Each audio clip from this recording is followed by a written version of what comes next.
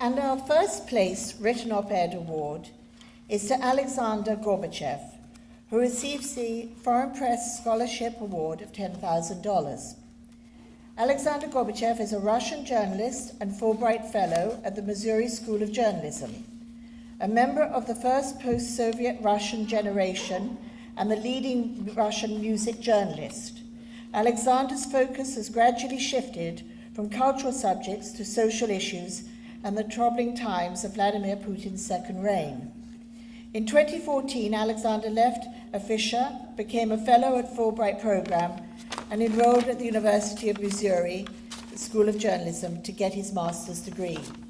Mr. Kalami, thank you for joining us this evening, and may I now ask you to introduce Aleksandr.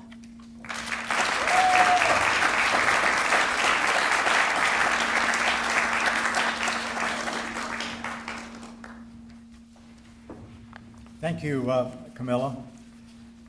I'm honored to introduce Aleksandr Gorbachev, as you've heard, a Russian journalist and Fulbright Fellow at the Missouri School of Journalism.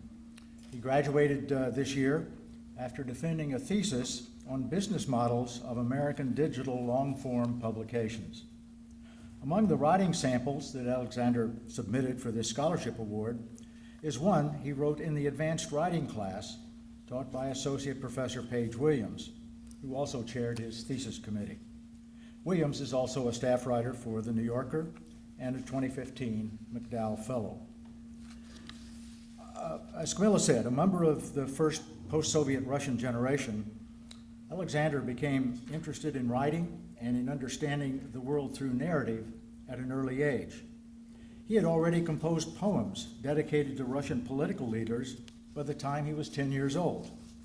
By his own admission, however, these poems were rather atrocious.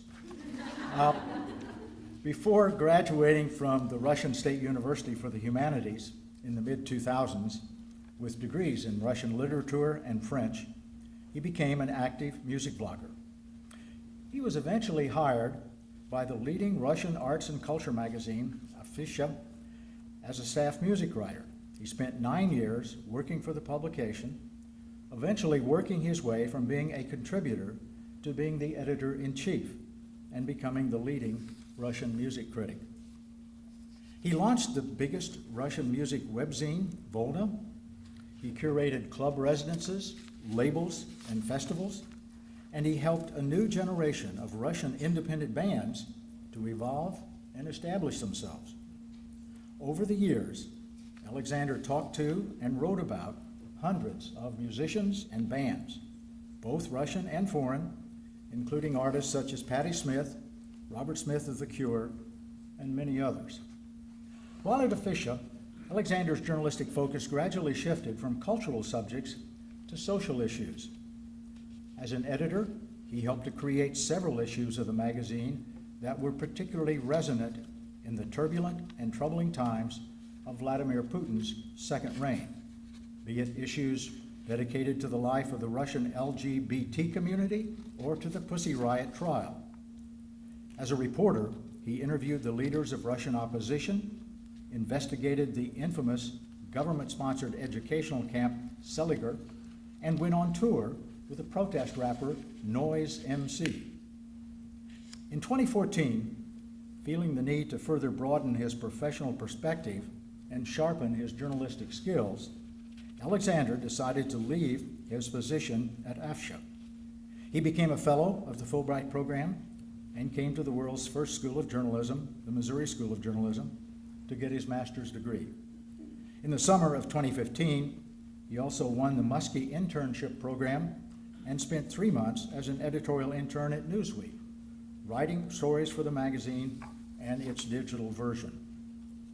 Tomorrow, Aleksandr returns to Russia, where he hopes to start working in the field of long-form narrative journalism, both in Russian and English languages, applying the skills he learned at the Missouri School of Journalism for the benefit of the Russian media. Congratulations, Aleksandr, and please come up.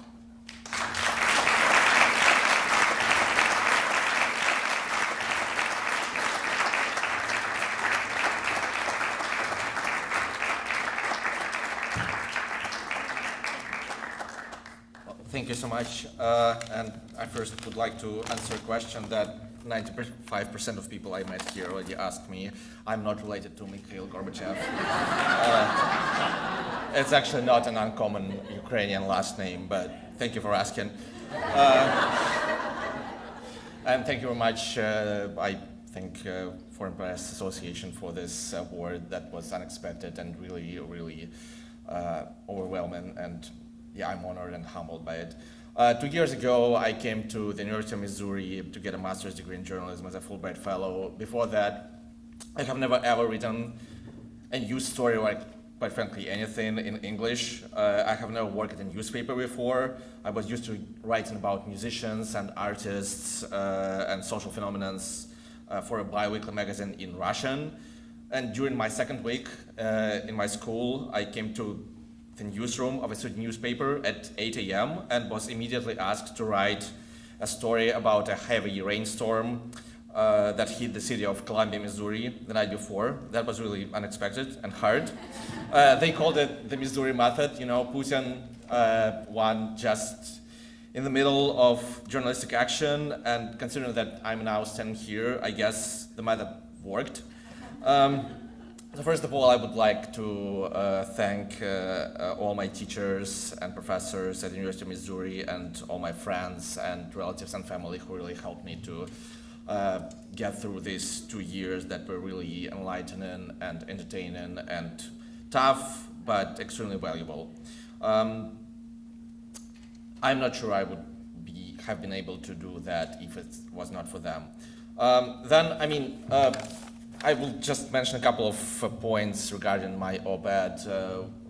The name of Donald Trump has been spoken already, a lot of times, and but I would like to underline the fact that, you know, as frustrating and distasteful this presidential campaign might seem to many of you here, it is still a real political process, and coming from a country that doesn't have this thing, I can assure you that, in a sense, you're actually quite lucky that people actually go to the election and vote, and their vote actually matters to a certain extent. Of course, there are a lot of things around it, but still.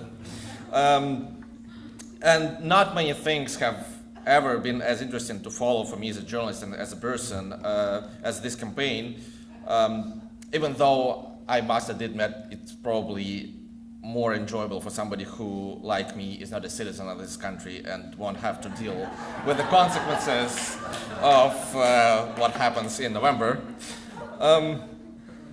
Then again, I would like to just mention a couple of points regarding Donald Trump that I made in my op-ed.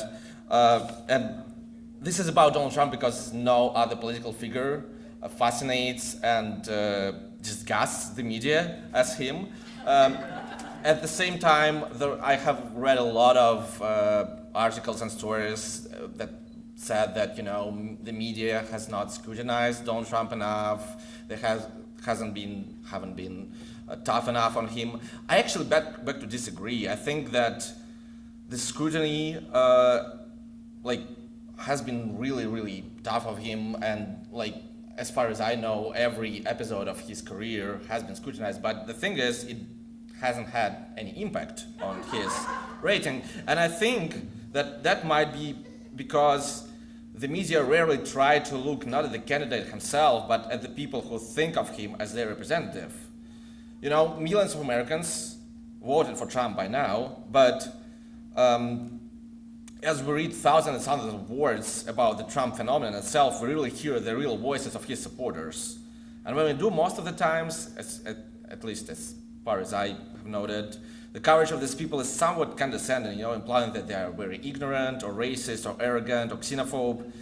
It might be so, but it is no wonder that these people perceive the media as their personal enemy, adding to the spiral of distrust and anger. So, whereas by no means I support Trump's agenda, obviously, since I'm here, I still think that the only way to establish a truly fair society is to talk to each other, not to alienate each other. And this is the role of the media too.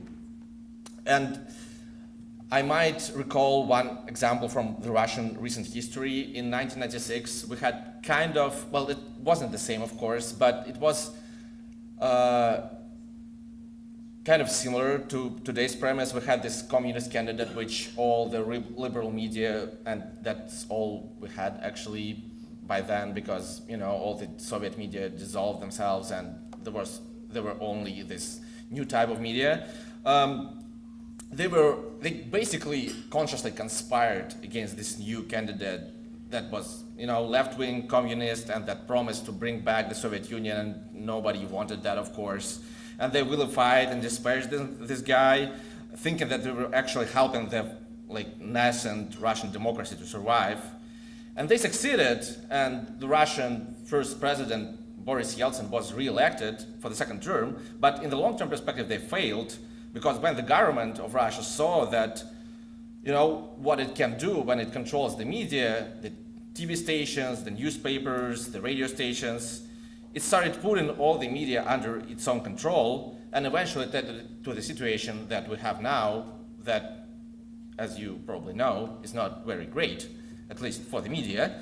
And I'm sure that you don't want it to happen here, and I think that, as much as we or you might disagree with people who vote for Trump, it's still important to listen to their voices and to have the media to not promote, but to reflect their voices. And I guess that's it. Thank you very much.